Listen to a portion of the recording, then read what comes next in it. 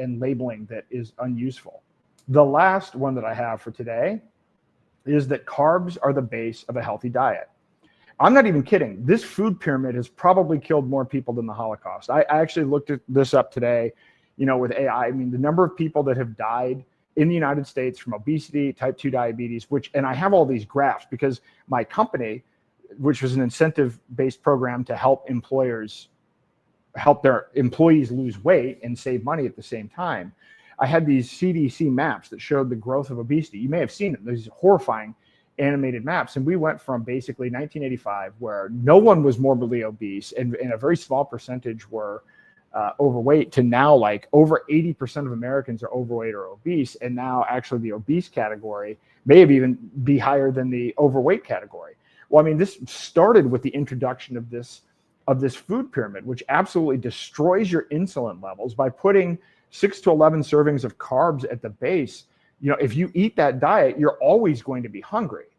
I mean, this is fats. Yes, fats have more calories than carbs, but if you eat fat, you will actually feel satisfied. All this is doing with this at the base is spiking your insulin levels. So you're always going to be hungry. You're always going to want to eat more, and you are not going to obtain nutrients. So this has literally killed, based on, doing a little bit of analysis, like 12 million people have probably died from unnecessary diseases caused by poor nutritional guidance pushed. It wasn't just suggested, it was pushed. I remember this stuff being in public school health textbooks. So who was responsible? It was the USDA, influenced by the corn industry, the grain industry, and by actually the same people, Kellogg's and General Mills. Has anybody been held accountable? No, absolutely. Not a single person was fired. This is why I don't believe in public health. And again, I'm going back to, this isn't a situation where we had gold standard science that made a mistake, or where there's new gold standard science that replaced the old gold standard science because we learned more. That has nothing to do with any of this. We have bad things that were put in there through the capture of regulatory agencies, which, by the way, they will always be captured.